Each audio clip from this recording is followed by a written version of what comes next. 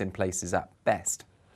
Then, through Saturday night, change to drier and clearer conditions towards the east, with the cloud being pushed further west for a time, and mostly things are drying out at this stage. It's a frost-free night for many, but into the east of Scotland, northeast England, a chilly start with a touch of frost here first thing Sunday.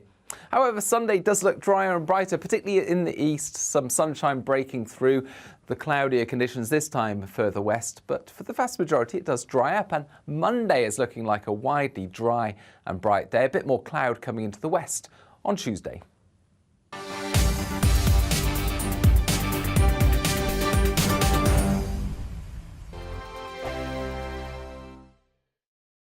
Monday to Thursday nights on GB News. At 6, it's Dewbs & Co. 7 o'clock, Farage. At 8, join Jacob Rees-Mogg. And at 9, Dan Wootton Tonight, followed by Headliners. On TV, radio and online. This is GB News. First and foremost, I am a GB News fan, and I was before I was working here. Just love the fact that we're asking the questions that a lot of establishment media won't ask. With a bit of a twist, we not only want to inform you, but we want to keep you entertained. It's worth the drive because you get in and the team's all ready and waiting, they're itching to go, and it's a proper little family. GB News is the people's channel. It's the audience that makes the programme sing. We're giving our viewers and our listeners a voice. I see the thousands of your letters, tweets, emails, you name it, coming in. Britain is broken. How on earth did we get into this mess? But more importantly, how do we get out of it? The establishment had their chance. Now we're here to represent you. It's time for something different. It's time for GB News. I'm very patriotic. I believe in Britain. Our best days lie ahead. Britain's watching. Britain's watching. Join us here on GB News. The people's channel. Britain's news channel. Join me, Patrick Christie's, Monday to Friday, 3 till 6. We tackle the day's news agenda like you've never seen before. It's high tempo, high octane, the most controversial topics, and the best guests. You will not be able to take your eyes and ears off it. I'm not afraid to ask the questions that you really want answered. 3 till 6 p.m, Monday to Friday on GB News, the People's Channel, Britain's news channel. GB News has its own late-night paper preview show, Headliners, where comedians take you through the next day's top news stories. You don't have to bother reading the newspaper, we've got it covered for you. Headliners, every night at 11 p.m, and repeated every morning at 5 a.m. We won't send you to sleep like some of the other paper review shows out there. GB News, the People's Channel, Britain's news channel. Join me, Camilla Tominey, on Sunday mornings from 9:30, taking the politicians to task and breaking out of SW1 to see how their decisions are affecting you across the UK. Bursting the Westminster bubble every Sunday morning, only on GB News, the People's Channel. Britain's watching. I'm Michael Portillo. Join me on GB News on a Sunday morning for topical discussion, debate, arts and culture, and sometimes even some ethical dilemmas. I don't always agree with you, Michael. Michael Portillo, Sundays on GB News, the People's Channel, Britain's news channel. I'm Andrew Doyle. Join me at 7 o'clock every Sunday night for Free Speech Nation, the show where I tackle the week's biggest stories in politics and current affairs with the help of my 2 comedian panellists and a variety of special guests. Free Speech Nation, Sunday nights from 7 on GB News, the People's Channel, Britain's news channel.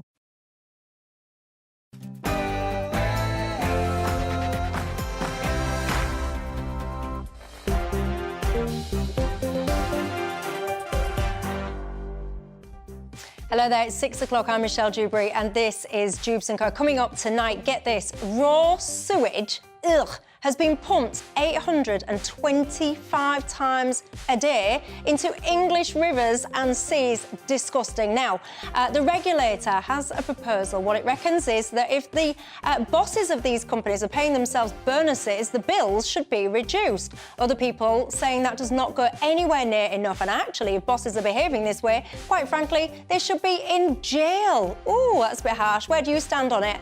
And also, it reignites the conversation about whether or not not, water companies should be renationalised, should they? And Wimbledon coming up soon. Get this, the Russian and Belarusian athletes previously banned because of the war in Ukraine will now be allowed to compete, but with some strings attached. Is that the right decision or not?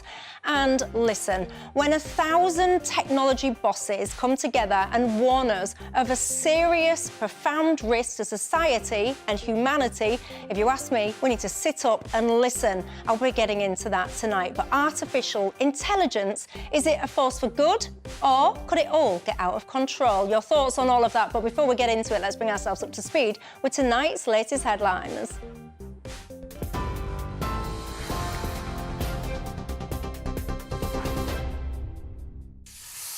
Hi there. Let's begin with the Prime Minister, who has said that Britain's new trade deal will help unlock the benefits of Brexit for people in the UK.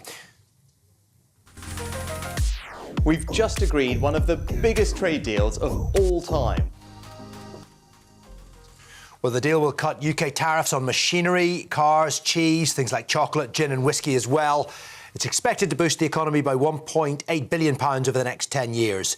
It will also build new post-Brexit trade links with Brunei and Malaysia. The Chancellor says it provides an opportunity for growth. The significance of joining the Pacific Trade Bloc is that this is one of the fastest growing areas in the world.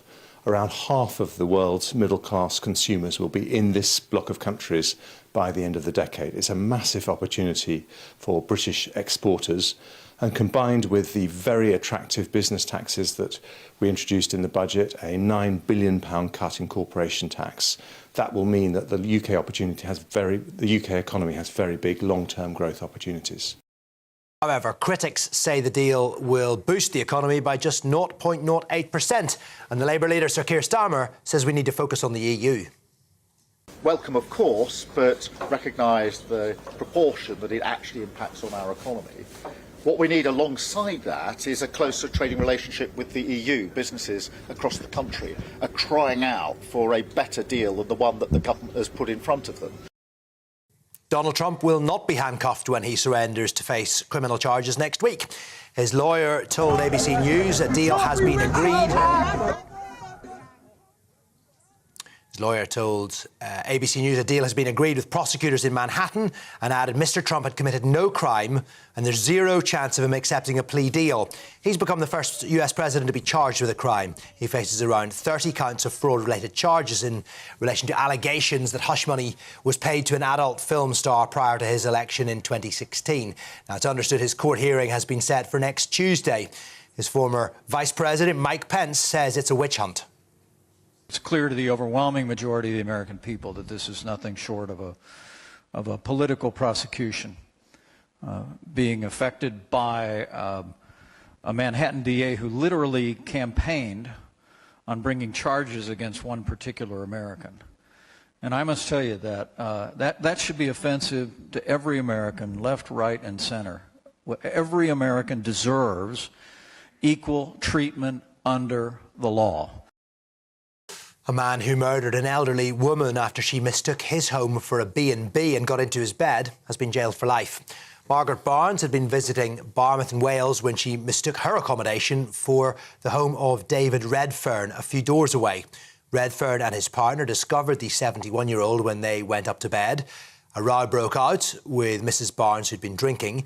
He then dragged her downstairs before kicking and stamping her to death. Ukraine is calling on the UK to deny visas to Russian and Belarusian tennis players for Wimbledon this summer. Wimbledon have announced it's lifting the ban it imposed last year in response to Russia's invasion of Ukraine. So Russian and Belarusian players will now be able to compete as neutral athletes. However, Ukraine's foreign minister says Wimbledon's decision is immoral. Holidaymakers could see their Easter plans scuppered after ditch talks to halt security guard strikes at Heathrow Airport failed. More than 1,400 Unite members have walked out from Terminal 5 for 10 days. The airport says it's drafting in 1,000 extra staff to help passengers.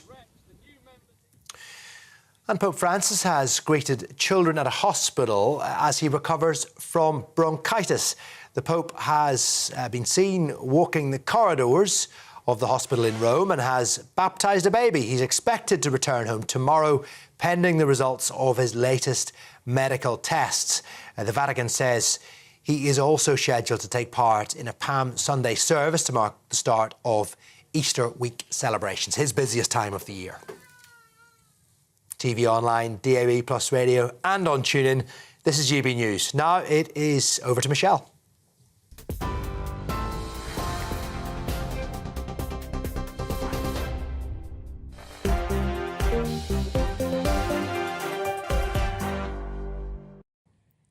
Thanks for that. Well, I'm Michelle Dewbs, keeping you company until 7 o'clock tonight. So alongside me, my Friday favourites, I like to call them. Alex Dean is the political consultant, and Paul Embry, firefighter, writer and broadcaster. Welcome, gents. Thank you very much. Thank you. You know the drill as well, don't you? It's not just about us three here. It's very much about you at home. What's on your mind tonight? GBViews@gbnews.uk is the email, as per usual, or you can tweet me at GBNews or at Michelle Dewbs. Lots of people getting in touch already about the water story. I'll come on to that one in a second. But Paul, another one that caught my eye, it'd be remiss of me not to ask you about it, was the report that came out tonight. I'm just going to get my quotes ready. I don't like to misquote official reports. Apparently, evidence of bullying, harassment and discrimination in every fire and rescue service in England could be just the tip of the iceberg. Apparently, is that true in your view? I think unquestionably some of this stuff goes on. I mean, there are thousands of people employed in the fire, tens of thousands of people employed in the fire and rescue service up and down the country.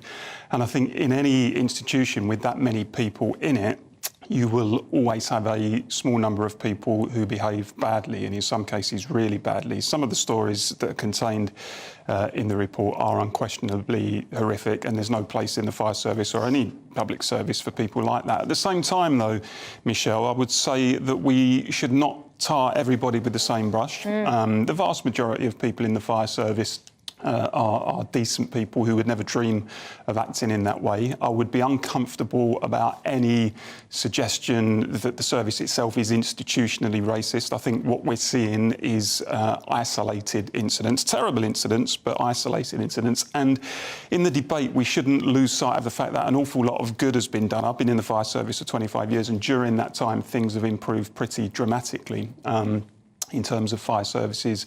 Trying to eradicate bullying and racism and misogyny and that kind of thing. We've come a long, long way in the service. So it's very important that, yes, we take stories like this seriously, but at the same time, we recognise the good that's been done. Yeah, and these kind of reports, they seem to be like 10 a penny at the moment. All the services getting investigated, you do seem to get these reports. What was it the other day? Was it the Casey report for police? Pretty much the same conclusion, wasn't it? Yeah, I think and I understand why in that example the Commissioner of the Metropolitan Police, whilst he accepted the findings of the report in what they'd uncovered, resisted allowing his force to be called institutionally racist. And that's the distinction that Paul's making. I understand why you make it, as long as the findings are taken seriously. And there's nothing, I think, in what Paul said that I as an outsider to the service, would demur from. I suppose part of the point is that you've got to get to a culture where, so accepting that these are bad apples and individuals rather than systemic, you've got to get to a culture where those who aren't conducting themselves in that kind of behaviour play an active part in stopping those who do, whether it be making their disapproval clear at the lowest level, at the kind of off-colour remark or something, through to informing on their colleagues, telling their superiors that someone's done something wrong, if it's a sustained or a grievous example. And that may be part of the problem, because there's a middle ground, isn't there, between the individuals being bad apples and the system being institutionally racist or misogynist or homophobic or whatever. And that's that you live in a culture where people don't feel it's their responsibility to try and take care of it, when actually it is. And one of the things that came out of the report, which was frankly inexcusable, was the fact that where some of these stories, these complaints had been made through the organisation to senior officers, they were often ignored. People tried to sweep it under the carpet, turn a blind eye. That's never acceptable. If you make a serious complaint of bullying, harassment, misogyny, you're entitled to have it taken seriously in any organisation. Well, there you go. What do you think when you hear about all these services that apparently are all awful, horrendous services, if you used to believe some of the reports. And do you work in any of those services? And how is your morale when you see these kind of things? Steve, you did make me chuckle, and I was trying to listen to a very serious point that Paul was making, and I saw Steve's email pop up, and it caught my eye. So if I was smiling, I wasn't laughing at what you were saying, I was laughing at Steve's You're forgiven. email. Because Steve said, "Hey, Michelle, what's that table about these days? Are you considering getting your guests to have an arm wrestle at the end?" We're within punching distance, aren't we? I'll give it a miss. I could snap a quick left jab here, and I could do it in that distance, I think. Yes, I've got to say, no, it's not an arm wrestling table. And no offence to you, but if there was an arm wrestle, I think my money would be on. Although if it was me versus you, I think. Yeah, I've got no chance. Oh, thanks very much. I've got no chance. Taylor Charlie. Yeah, that didn't sound very nice to you, did it? I feel like Alex and I are sitting opposite each other on a train. We should be sort of bouncing up and down slightly, shouldn't we? Yes, right. Well, shall I get on with the show that I'm supposed to be conducting instead? Because I wasn't even supposed to be talking about firefighters, but I couldn't help myself. Waste and water, that's at the top of my agenda tonight. Are you someone that takes kind of dips in the outdoor, the seas? If you do, you're much braver than I am, I've got to say. Anyway, get this, 825 times a day last year is the amount of times that raw sewage has been dumped into these waters. Lots of people are saying, and there's Ofwat, the regulator, they're suggesting now that you perhaps could have a policy where if these companies have paid their bosses bonuses whilst behaving badly when it comes to pollution, bills should be reduced. Other people saying that doesn't go far enough. These guys, if they're behaving this way, should be facing criminal charges. Well, I think a lot of people look at the bill reductions that they get, because it's happened before, right? People have had their bills reduced when the fines are administered to these companies. And it happens over months, and it's literally pennies. I mean, on the other hand, we do, I think, have cheaper water than some of our neighbours. But our neighbours, I mean, in other countries. In my view, what you're hinting at there is a sense of broader responsibility of management. And the reason it would be weird if it would happen with these bosses is that they alone would be held accountable like this. It's quite interesting. There was a move in the city and in Conservative circles to try and make directors sign off accounts like they used to say that in their view, this was a true and fair account of the business's financial state. We stopped doing that a long time ago in this country, and that would have returned some sense of personal, individual responsibility to directors, but we haven't done it. So for me, it would be really weird if only water bosses were accountable in this kind of way. Well, no, because you could start with them and then roll it out, so someone's got to go first. Yeah, the reason you'd have to think that they are the most egregious, right? So at the moment, they're dealing with a Victorian infrastructure, and I think it's overflow from rain spillage as well as sewage that counts as overspills. But the point is, are they more egregious than systems that are corporately, permitting corruption, or institutions that risk our financial well-being as a country because they over-leverage and go into so much debt? I think you'd be hard-pressed to make the case that these are the worst corporate players in the country. So I get it's a hot topic issue at the moment, but for me, this would be far from the first. Paul? Well, I mean, what we've seen, I think, over the last 4 decades since privatisation of the water industry is outrageous profiteering, and the people who have paid the price for it is the ordinary customer. And I think in terms of water, there's a very strong case to say it should be taken back into public ownership. What we've seen are billions and billions of pounds paid out in shareholder dividends, paid out in bonuses for top water company directors. At the same time, we've seen a chronic lack of investment in the system itself. We've seen bills go up. We've seen huge numbers of defects and leaks, which have a real impact on communities. We've seen the story about raw sewage in rivers. 70% of our water companies are foreign-owned, by the way. 70% of the system is foreign-owned. So what you've got is foreign-owned companies who are essentially making profit out of our water system and then repatriating, in many cases, those profits back to their home country.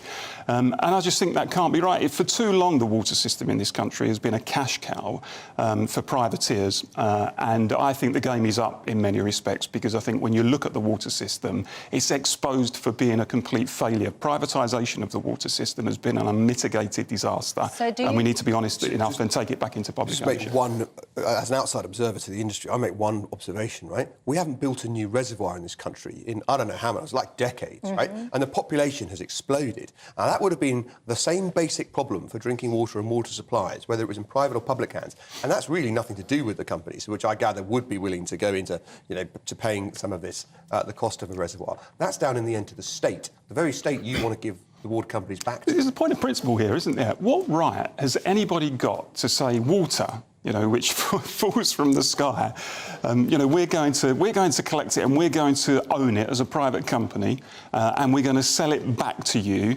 And we're going to make a profit out of it. It just strikes me that that's one of the things in life that people shouldn't make a profit. There's a fantastic book. Many of us would watch it, but The Good Life starring Paul Embry, where you just drink the use water that you collect on your own property. There's a fantastic book. That's not where your water comes from, is it? There's Someone a else has fantastic book cleansed which I'll lend to you. You may have read it, called The Ragged Trousered Philanthropist. Fantastic socialist tract. I've got about 3/4 of a way through. It's a very, very thick book. It's a wonderful book. I've got and about 3/4 of the way through it, I must confess. And it makes the socialist case on things like this, on things like, you know, the water industry. And it says quite rightly that if the capitalists and the privateers could bottle air and sell it back to us to breathe, they could bottle oxygen and sell it back to us to breathe, they would do it. Does anyone doubt that? Let's take a trip down memory lane and look at a television advert from 1989. So this is when they were privatising the water companies. Let's have a listen, remind ourselves. Soon, the 10 water and sewage businesses of England and Wales will be offered for sale. You can apply for shares in your local company, or any of the others. Register now, and incentives could be yours. But the opportunity won't last forever. To register for a prospectus, call 0272 272 272. I do like looking at old adverts. Do you remember the Telsid one as well? Yeah, British Gas. British Gas. Yeah. So let me ask you this: if you think if these water companies were in national, so government ownership, pretty much, do you think this issue about pumping sewage, into the waters would be better? Are you saying that that's the solution? Well, look, it wouldn't be a panacea. I would never say that it's a panacea, but I do think it would be better because I think too often the focus of private companies is all about profit, is all about, you know, shareholder dividends and receiving bonuses and things like that. And too often, because the focus isn't on customer service is a secondary issue for them. And I just think, Michelle, that actually there are some parts of the country's infrastructure, you know, water, energy, the railway system, which are too important, too critical to the functioning of our country to be left in private hands for people to run purely for private profit. Water, without question. I just think it's bizarre to believe that you're going to have better customer service from the state. I mean, after all, some of us at least are old enough to remember British Telecom, British Rail. These are appalling services. Oh, come on, British Rail was better than the system. It was absolutely not. It wasn't great, but it's better than the system. Come off it. The viewers of this show, many of them will know that you're talking out of your hat. Look at how the railways are subsidised still by the taxpayer to the tune of millions of pounds each year, and it's still rubbish. It's dirty, it's unreliable, it's expensive. They can lose their franchise, so you have the best of both worlds in your system. When I watched that advert you were just playing, Michelle, I had a different reaction to yours or Paul's. Mine wasn't misty-eyed about watching an old advert or remembering Telsid or whatever. Mine was being reminded that when we privatised our utilities in this country, for a wide swathe of people, it was the first time they ever acquired shares. It was an introduction to a whole system of being able to own and invest that they'd never been admitted to before, felt that they had a stake in. And for much that Paul would like to take that away from them, I thought that was great. Well, I'm a big supporter of employee share ownership schemes, by the way. There should be more of them. Just for those who work for the company, not for anyone else. In principle, I'm not opposed to Were you one of shares. those people that did indulge, take up that offer and buy those shares? Did you do all right out of them or not? Cliff is one of my viewers. He says, Michelle, I run a sewage treatment works. And believe me when I say the industry needs to be a non-profit making concern, not necessarily nationalised. He says he can remember British Leyland, coal, steel, etc. He says, but until the focus is on providing infrastructure for the 21st century, the problems will never go away. That's Cliff. What about Scotland then? Because in Scotland, I found this very interesting today, Scottish Water is pretty much nationalised, right? So I was doing a bit of homework. They've pumped sewage into Scottish waterways more than 14,000 times a day. Sorry, 14,000 times last year, which is 40 incidents per day. So I thought, Is that a lot or not? It equates to nearly 19,000 Olympic-sized swimming pools. But get this, and this is the key point. In Scotland, just 4% of overflows are actually monitored in Scotland compared to 90% in England. So the thing is, not only are they doing the same as what's happening in England, we don't even know the extent of how bad it is because they don't even track it properly. No. And that is pretty much nationalised. So how is that better than what you've already because, got? as I said a few moments ago, I don't believe that nationalisation is a panacea, that you say, right, this is now in public ownership, everything is going to be fine and dandy. Much depends on whether or not there's investment, much depends on the attitude of the government towards that particular nationalised industry, much depends on the people who are running it. There are a whole number of variables that could still make it a good, bad or indifferent system. That's what you've The point, shown. however, is that when it comes to the question of what should be the main overriding motive, should it be the drive for profit or should it be, the service of the public and delivering the right service for the public, in a publicly owned system, it would be the latter. In the privatised system, it's a form. And that's not the point. What the point is that if it's in the private sector, Paul will blame the company. And if it's in the public sector, you'll say there's not enough money and the government's to blame.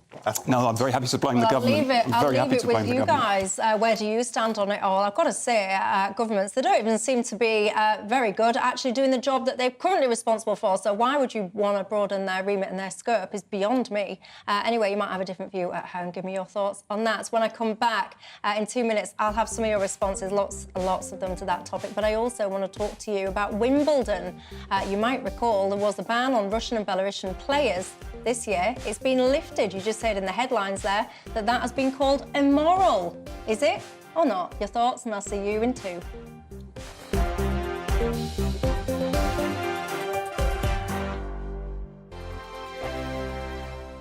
It's all about family, being in people's living rooms, all the interaction and getting to know who our viewers and listeners are. When I was young, my dad used to say, Nana, stop arguing. I wanted an outlet that would enable me to give my opinion.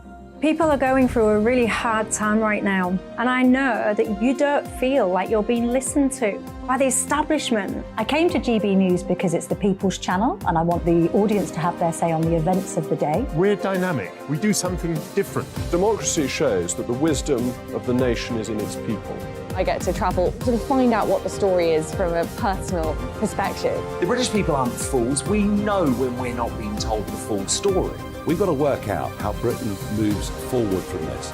It's the best country in the world. The establishment had their chance. Now we're here to represent your views. Britain's watching. Britain's watching. Britain's watching. We're proud to be GB News. The People's Channel. Britain's news channel. Hello, I'm Michelle Dewberry, and you can join me every weekday 6 till 7 on Dewbs and Co. You're an inspiration to us all. Clip that bit up. Well, you are. That's my ringtone. My political ambitions those days are gone, I can tell you. She's only teasing. Go on. He's probably going to want to lay down now. I'll give him 2 minutes to have one. Let's respectfully disagree. That's what we like on Dewbs and Co. Come and join us. GB News, the People's Channel. Michelle Dewberry, weekday evenings at 6 o'clock. Start the day with GB News. We catch up on all the big stories you didn't hear the night before. And take a look at what the world's talking about this morning. That's right, Monday to Thursdays from 6 o'clock. It's Breakfast with Eamon and Isabel. Straight after breakfast, join us, Bev Turner and Andrew Pearce. We're going to take you through till noon. We'll be tackling the big topics of the day, including the things that the other channels just won't talk about. If it's happening here. Wake up to mornings on GB News, the People's Channel. Britain's news channel. I'm Simon Evans. Join me on GB News for Headliners at 11 p.m. What's the scoop? I'll be joined by 2 of the country's top comedians. That's right. As we take a look at tomorrow's newspapers tonight. We're going to get into trouble. If it's a big story, we'll be covering it. Spill some tea on him. There we go. But we'll also have some fun. I wouldn't stick up a bank. My father didn't love me. So anyway, Headliners every night from 11 on GB News, the People's Channel, Britain's news channel. We've got a brand new lineup every Saturday night on GB News. From 6 p.m, I'll give you my unique take on the world today. Then at 7, it's me, Calvin Robinson, with my Common Sense Crusade. New to GB News is the Saturday 5. 5 times the opinion. Join us every Saturday from 8 p.m. as we debate the week's stories. With us 4, plus a special guest. And at 9, of course, it's Mark Dolan Tonight. Brand new Saturday nights on GB News, Britain's news channel. Hello there, I'm Michelle Dewbs, keeping you company right through till 7 o'clock tonight. Alex Dean, the political consultant, is alongside me, as is Paul Embry, the firefighter, writer and broadcaster. Lots of divided opinions on that last water topic we've just been looking at, whether or not it should be nationalised, renationalised, I should say, and whether or not you should actually start pushing bosses a little bit harder if they do things that perhaps they shouldn't be doing, perhaps even if that's criminal charges or not. Alison says apparently the water companies were far worse before privatisation, and then they even invested less than what they do now. You want only British companies there or British shareholders because you reckon they can be held to account more easily. Not sure about that. Della says all national suppliers of essential services must be made to reinvest a fixed percentage of annual profits into maintaining their infrastructure before they pay out any bonuses or dividends. And someone else has that kind of similar view as well. But do you think that the government should re-earn them? Graham says they were all sold off because the government could afford them. It couldn't afford them in the first place. Ricky says they should all definitely be nationalised. At present, they're just not giving value for money. And you think that'd change if, let's just say, Rishi Sunak perhaps was in ownership of them? So the only question, I suppose, is both for that viewer and for Paul, if you're going to renationalise these things, are you going to adequately compensate the people from whom you're taking the assets? If you are, it's going to be one of the biggest cheques written in the history of government. If you're not, how are you going to have faith in the future of British government and investment in this country if people know you might nick what they've invested in? It's an ongoing debate, really, when you take industries back into public ownership. Should people be compensated for it? I tend to think they should be. I tend to think well, they definitely should. Fair and right. I mean, Corbyn... No, I mean, it's particularly on the left, where people argue for renationalisation, they often make the case it should be renationalisation without compensation. I'm not one of those people. But in the long run, I think these things ultimately pay for themselves. This is one of the problems that I have with the extreme left. They just come out with such lunacy, and I look at them and I think, how can you even expect to be taken seriously? If you've got, I don't know, your ordinary man and woman on the street earning shares, often we have them in our pensions as well, how you think you can just reduce that to a zero asset? For no reason other than we think we should because of the government. We have this principle that the government should own it. I think it's for the birds, and the economic policy doesn't even stack up. If you hold it from a million miles away and glance at it, it's full of holes. Some people would argue they've made quite a lot of money out of it over many years, so they've had a good run at it. So where do you draw the line then? So someone's bought a house that's appreciated in value. You come along and you go, right, you've made a bit of money, I'm taking that off you. I mean, don't be ludicrous. Furthermore, some people will have benefited because their pension scheme has invested in the utility you're going to renationalise, and another of their colleagues or someone at a comparable firm at a different business hasn't. Right? So suddenly you're approaching retirement age, whatever that age may be, in the future, and you find that you have a different value pension now because the government zero-rated the value of the shares you had in that utility compared to your brother, your twin, for argument's sake, who's working in another business which had a different... So are we meeting halfway then? We both agree with nationalisation with compensation? No, will you meet me there? No, I don't for a moment, but I was enjoying you trashing the further to the OK. See, I was willing to compromise there on the compensation. You won't compromise on the ownership. The state of this country? Well, the state of the country's balance sheet, by the way, if a lot of these extreme lefties did get into power. And speaking of which, Alex Dean has just made me aware of an interesting tweet that the Labour Party put out when they got their sums catastrophically wrong. And I'll be bringing that to you before the end of the programme. We'll have a little look at it and see what's going on. In the meantime, though, let's talk Wimbledon, shall we? Because you might remember that there was a ban on Russian and Belarusian players. That's now been scrapped. They will be allowed to play in the courts this summer. But what do you think to that? You just heard it in the headlines there being described as immoral, and that's by Ukraine. What do you think? Should these players be able to play or not? Is it immoral? No, I think it's the right decision. I think they should be allowed to play. I think there's a difference between individual competitors who are there in their own name and just happen to be of a particular nationality. And, for example, a team sport where the team, such as Russia in the Football World Cup, for example, would explicitly be representing that country as a country. So I don't see any argument for saying to individual competitors who incidentally happen to be Russian or Belarusian, you shouldn't be allowed to compete. That strikes me, really, as a reverse form of racism. It strikes me, well, actually, not even a reverse form, it strikes me as blatant racism, saying to people, because of your nationality, even though you yourself have not done anything wrong here, even though in this case some of those people may well oppose everything that Putin has done in terms of Ukraine. But we say, no, you can't compete anyway. And I was disturbed, and the rest of the tennis community hasn't followed the decision that Wimbledon took last year. And at the same time, we were seeing other stuff, weren't we? We were seeing, you know, for example, a young Russian concert pianist being banned from taking part in some concert in London. It just struck me as being obscenely unfair. So I think on this occasion, the Lawn Tennis Association have put right a wrong, and, you know, it's good that those players will be competing. I have a genuine question about that position, which I understand and you express well, but many people compete at the Olympics in individual sports. Of course, there are other team sports at the Olympics, but what about individuals at the Olympics? No, I think it's a fair question. I think in the past, I think I'm correct in saying that, and Russia particularly, when individuals competed for Russia, they competed for the Russian Sporting Federation, and that was the flag that went up if they won a particular medal.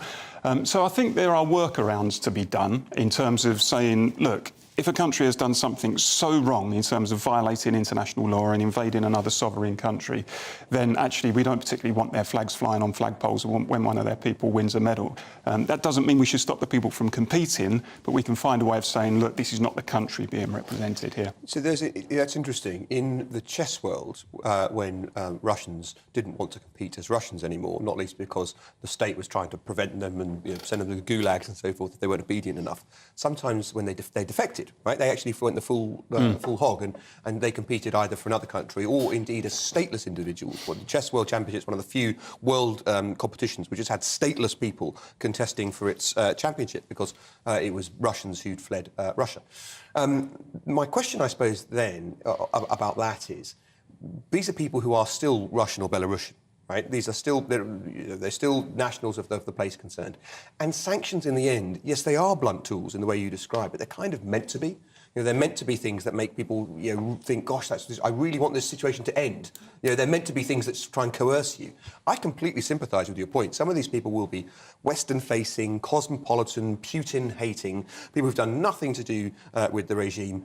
But competing with a Russian flag on you, it does kind of connote that you support it. There's some strings attached on this, right? Because they'll be able to feature this year, these players, subject to competing as neutral athletes and complying with certain conditions. The conditions are as follows, that they'll agree not to support the Russian and Belarusian states or their regimes and leaders, and that they will not receive funding from Russian and Belarusian states, including sponsorship from companies operated or controlled by them. So this is where you lose me, right? Because sometimes some of those people will not be able to enter into agreements like that because their families are still in Russia or Belarus, even if they are now effectively émigrés, expatriates, whatever you want to call it. And I think it's very unfair to effectively coerce some people to give up their careers because they've got concerns about their families back home. I think I probably arrive at the same position as Paul, but by different routes. And I wouldn't make people make commitments like that because of the reasons I've given. I think Wimbledon's got it right because when you have a team competition in their sport, like the Davis Cup, Russia is banned and unambiguously so because that's the Russian team. But the individuals can compete. I accept that. So I think they've probably arrived at the right point. But I just come to it from a different. But that's their conditions. I wouldn't oblige athletes to do that for the reasons I've given. I suppose the other point about athletes being put in this situation is, if you're a footballer, for argument's sake, and you look at this and think to yourself, well, it's not my fault that I happen to be good in a team sport rather than an individual sport. Why am I getting punished while those individuals are not? But I think there's a wider debate to be had about, where do you draw the line? Because some people would say, and I think they would have a case, look, OK, if we're going to target Russia and say Russian sports people or Russian teams shouldn't compete in international sports, then some people might say, well, what about Britain? Didn't we break international law when we invaded Iraq alongside America? We were never banned. No one floated the idea of us being banned. Saudi Arabia have just taken part in the recent Football World Cup. They're waging war in Yemen. No one seemed to campaign for Saudi Arabia to be banned. So, it strikes me that there is as there often is when it comes to foreign policy and these sorts of issues, a hell of a lot of hypocrisy at play in our approach. I mean, that's not to defend Putin in any way. People know my position on that. However, there's no doubt there's some double standards going on. Clive says, oh, come on, Michelle, what's worse, really? Missing a game of tennis or having your life destroyed? But respectfully, Clive, of course, everyone's going to say a war is worse than a game of tennis, obviously. But the question is, I suspect, more to the point, are you as an individual responsible, essentially, for the actions of your government? And should you be punished as an individual, literally, for those actions? That is more the point, I suspect. Anyway, I'm going to take a quick break. When I come back, I'll have some of your responses to that. But listen, when 1,000 technology leaders issue a warning and they say that we are in a dangerous situation which could potentially result in a threat to humanity, if you ask me, we've got to sit up and listen. We'll be discussing that in 2 minutes.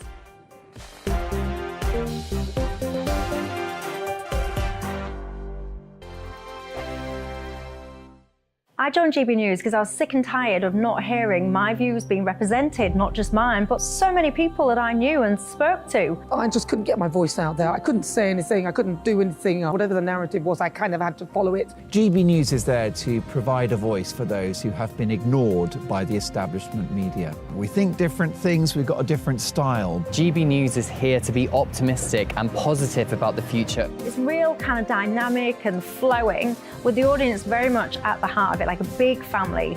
Here at GB News, we talk about the things that matter to you. Hearing the voices from right across our towns and cities, especially our towns. All sides of the argument represented with a heavy dose of opinion.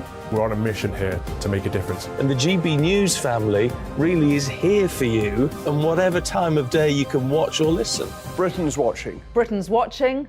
We're proud to be GB News. The People's Channel. Britain's news channel. Westminster is going around in ever-decreasing circles, followed by the media. Britain is broken. How on earth did we get into this mess? But more importantly, how do we get out of it? Join me at 7 p.m, Mondays to Thursdays on Farage, here on GB News. We will have open, rational debate. We've got to work out how Britain moves forward from this. Join us here on GB News, the People's Channel. Britain is watching. You've probably seen politicians interviewed 1,000 times, but we do it differently. We find out who they really are, we don't shout, we chat, and hopefully we bring a bit of light, not just heat. Did you know Kate Moss? Apparently. Do you have a pair of jeans or a pair of jeans? No, of course I don't. What would I do with them? My friends are like, oh my God, what's she doing now? Join me every Sunday at 6 for Gloria Meets, only on GB News, the People's Channel, Britain's news channel. I'm Jacob Rees-Mogg, the Member of Parliament for North East Somerset and a former government minister. For years, I've walked the corridors of power in both Westminster and the City of London. I campaigned in the largest democratic vote in our island story. I know this country has so much to be proud of. We need to have the arguments, the discussions on how we make it better. The wisdom of the nation is in its people. Vox Populi, Vox Dei. That's why I'm joining the People's Channel. Join me Monday to Thursday at 8 p.m. on GB News, Britain's news channel.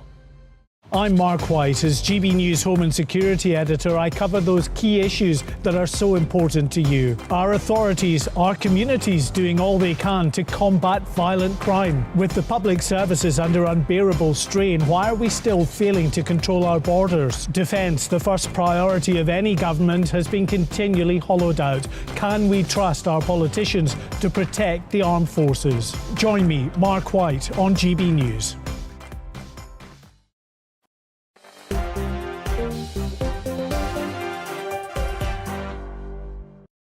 Hi there, I'm Michelle Dewbs. I'm keeping you company till 7 o'clock tonight. Alex Dean, the political consultant, is alongside me, as is Paul Embry, the firefighter, writer and broadcaster. Lots of you guys getting in touch about that last topic. You seem to be quite divided, actually, about whether or not Russian athletes should be able to compete in Wimbledon. Billy says you do not think they should, but you don't tell me why, though. Fascinated to know your reasons. Brendan says they should definitely remain barred. Elite sports people in Russia command a lot of respect, so let them use their voice to tell the people of Russia that what Putin is doing is actually wrong. You do realise that you're giving them essentially a death sentence, then, don't you, Brendan? You're suggesting that these elite athletes should be literally going on stage and condemning their leader. I mean, that would take a brave man or woman. That's what I'd say on that one. Nigel is of the opposite ilk, though. He says, shame on Wimbledon. Lots of divided opinions, that is for sure. But let me ask you this. If you could imagine a group of kind of scientists, technology people creating artificial intelligence with a view to create essentially robots, you might think that sounds like a good movie. What if I then tell you that this group of people then kind of got their heads together and wrote an open letter basically saying that what they are essentially creating could have a profound risk to society and humanity, and that they're asking governments to get involved? What would you think to that? It sounds like a horror movie, doesn't it? But this is all indeed real life. Among these signatories is people like Elon Musk. It's an open letter from the Future of Life Institute. Now, this really caught my eye and attention because a lot of people might kind of switch off and think, oh, I don't really get this artificial intelligence thing. And I'm a fan, I am a fan of technology. I think it's great, and evolution, all the rest of it. But there is a real worry here that there's this race, essentially, to create the next kind of evolution, the more intelligent piece of software, that if this is not managed, I'm going to be radical and extreme here, it could potentially turn back on us. Yeah, I'm a fan of technology. Technology in various guises has lifted the majority of humanity out of drudgery and into a better quality of life from the very time of inventing the wheel to milling and so forth. And those things came with their own opposition, right? There are people who wanted to smash the spinning jenny and so forth. I'm a fan of technology. I'm also a fan of science fiction. And the machine becoming cleverer than the creator, or at least overtaking the creator, is a constant one in science fiction. This, to me, is a powerful letter, not least because, not suggesting, tomorrow's tomorrow Skynet's going to become self-aware and take over nuclear missiles.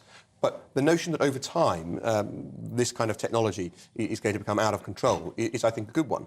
Trouble is, for me, they kind of kitchen sink their letter and throw in every possible objection, propaganda on the airwaves and so forth. They get, I think, quite political, because we're not getting our way enough in our San Francisco mindset. We need to try to intervene. If they'd stuck instead with the potential threat to the future of humanity, which I think is a powerful enough motive, then they'd probably convince me all the more.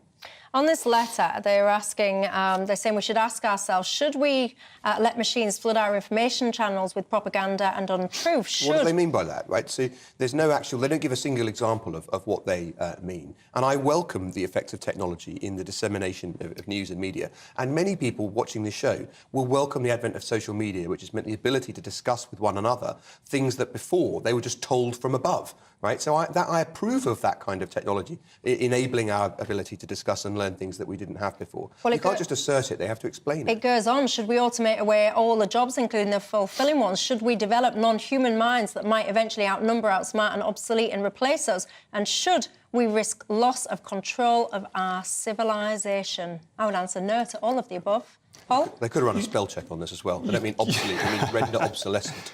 You can't always halt progress technology, but what you can do is you can regulate and harness it so that actually it serves the common good and works for people rather than working against people. And we haven't been very good at doing that in the past, I don't think, in the Western world. I mean, I remember when the internet was created and developed and, came on stream, and email and everything else, people said, this is going to be great. This is really going to improve people's work-life balance. It's going to take away a lot of the drudgery, a lot of the work, this interconnectedness that we have now.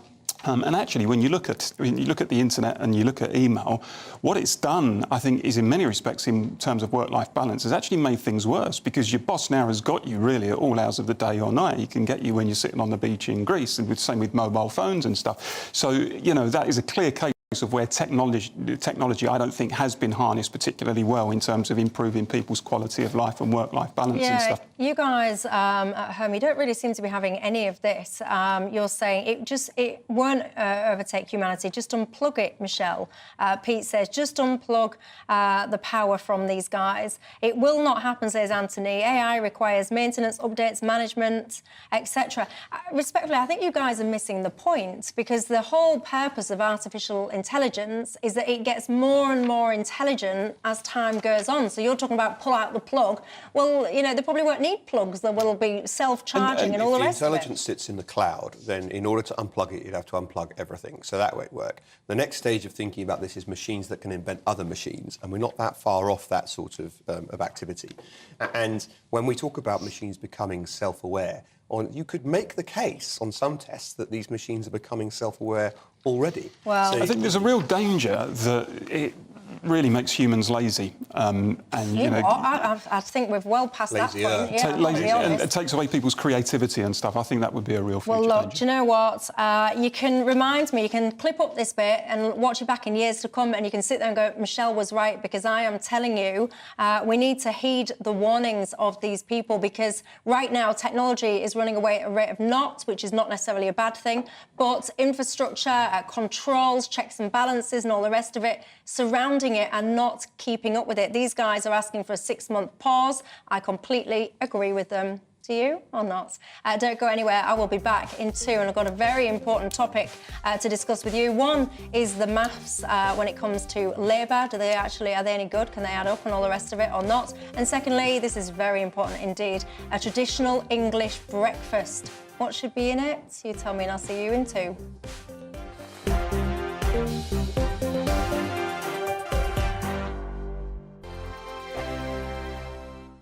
Monday to Thursday nights on GB News. At 6, it's Dewbs & Co. 7 o'clock, Farage. At 8, join Jacob Rees-Mogg. And at 9, Dan Wootton Tonight, followed by headliners on TV, radio and online. This is GB News.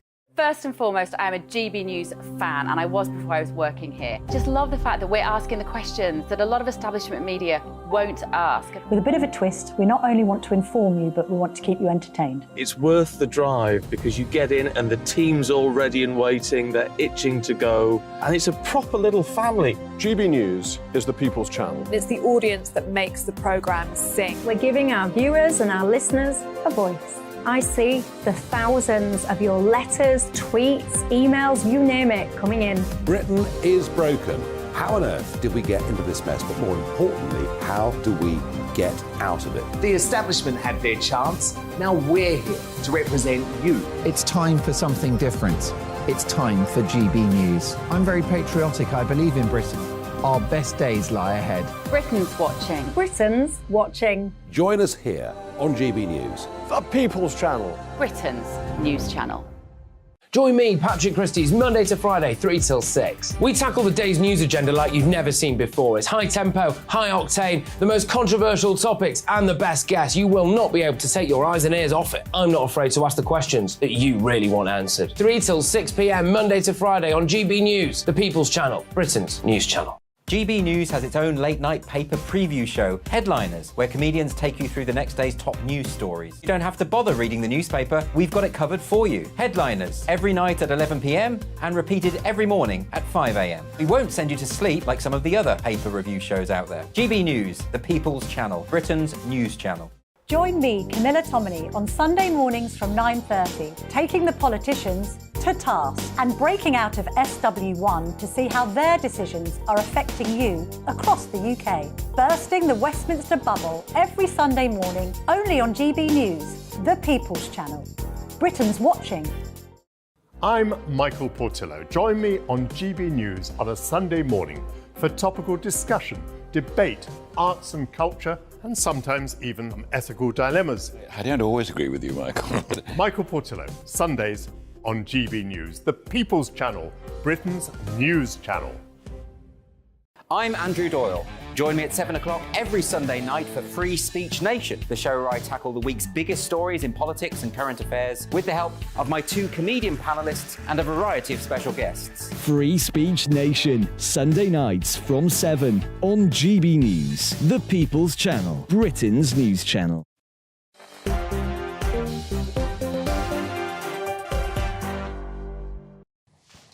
Hi there, I'm Michelle Dewberry, keeping you company till 7 o'clock tonight. Alex Dean, the political consultant, is alongside me, as is Paul Embry, writer, firefighter and broadcaster. We've just been frantically doing sums in the break. Let me just bring this up for you, because Alex has just flagged this to me. Oh, cheers, by the way. Oh, cheers. Hang on, where's my drink? Your drink? I'll grab it for you. You're drinkless. This is that was about to be a television fail then, when I span around on my chair and almost fell off to get my drink. Right, cheers, everyone. Steady. Right, go on then, get this maths thing up on the screen and tell us what's going on. This is Labour.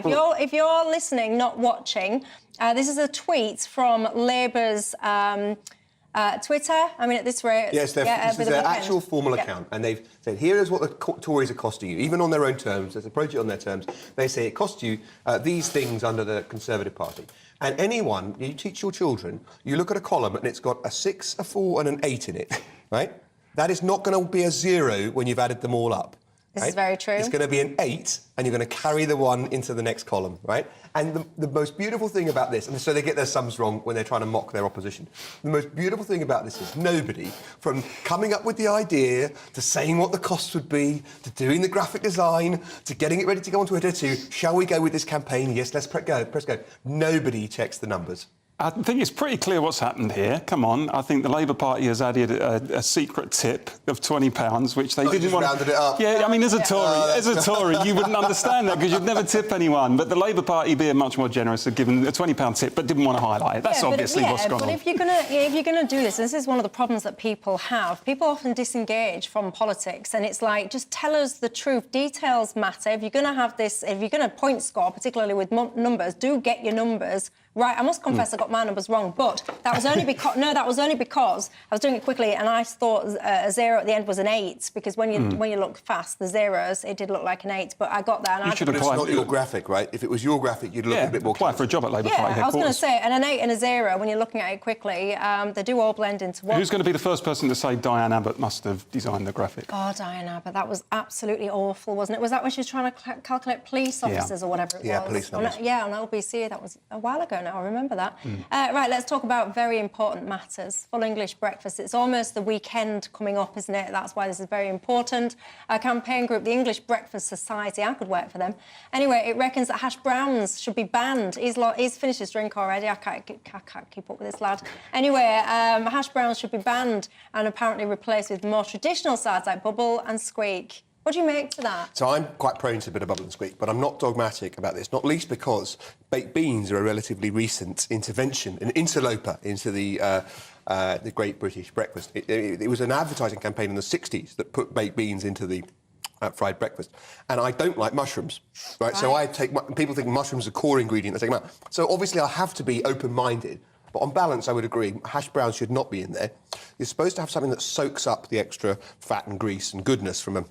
That's called bread. Yeah, well, exactly, because hash browns are too oily and hard to actually soak things up. So you want a fried slice, or you want a piece of toast, or you want bubble and squeak. I would not have hash browns. No hash browns for you? It's a demonstration of the creeping Americanisation of our culture, isn't it? Let's be blunt about it. And I would call for exemplary prison sentences for anybody who decided to put hash browns on an English breakfast. I think it's absolutely terrible. We should have a hash brown tariff, I think, actually. We need a hash brown tariff to deter imports of hash browns, contaminating our culture and our cuisine. It's shocking. What about black pudding? Oh, I'll have a bit of black pudding. Do you? Yeah. Don't tell me that's American, though. Pragmatically, No. I'd give it a miss. I have no objection to it. I just don't particularly like it. Oh, it's fantastic. Morris, I don't believe you. You've just emailed in and said, can you help me out? It must be an age thing, but what a hash brown is? Yeah, I don't believe that. How can you not know what a hash brown is? I can't indulge that. I don't take that seriously. You definitely know what a hash brown is, surely. You're saying, Chris is saying, the most important consideration in a full English is the ratio of bacon to sausage, which should always be 2 to 1 in bacon's favour. Disagree. Do you? Oh, yeah. What ratio should it be I then? could sometimes omit the bacon, which is Britain's favourite ingredient. Yeah. For me, sausage, egg and baked beans, along with toast or something, that's enough. That's no bacon. That's not an English breakfast. That's my starting point. That's the core. Oh, OK. Right? I will have bacon on top, but the core of an English breakfast, if it was down to the irreducibles, it would be that. Do you think people abroad ever have an English Yeah, British people. Of course I do. All the time. It's very common meal. On the Costa del Sol, They do. You can't walk around. There's loads of places, and they show like Only Fools and Horses. You can get your English breakfast all day long. Yeah, I know, Absolutely but do you think fantastic. actually any foreign people, do you think people in Japan wake up in Tokyo and go out to the cafe and say, can I have a full English, please? What, Japanese people or English people? The Japanese people, yeah. I don't know. Are you a Japanese person watching this? Do you go out and say to It's pretty yourself, unlikely, I would imagine, isn't it? I don't know. Clive, you've been in touch. I've read out 2 of your emails tonight. This is your lucky night. He says, I cannot believe it. I finally agree with Paul Embry. Well, he's coming round like most people do in the end. He got there in the end. Look at that. About what, though? About what? I'm not sure disagreeing on nationalisation. That's all I've got time for. Have a great weekend, everybody. Enjoy your fry-up. Hello there, I'm Greg Dewhurst and welcome to your latest broadcast from the Met Office. Cloudy and damp start to the weekend, but it should improve as we move into Sunday, more in the way of sunny spells developing. Today's low pressure system is moving out the way, but it does leave a legacy of cloud, outbreaks of rain across the UK on Saturday. But into Sunday, high pressure starts to build in. Yes, it will lead to some chillier nights, but we should start to see more in the way of sunny spells. Not many clear spells this evening and overnight. This low pressure is still bringing outbreaks of cloud and rain, particularly across central southern parts of England into Wales, across the Northern Ireland. The rain steady here, outbreaks of heavier rain possible too. Temperatures holding up though, as a result, largely mid-single figures. But it does mean a cloudy start to Saturday morning. Best of the sunny spells across northern Scotland. A few glimmers of sunshine possible down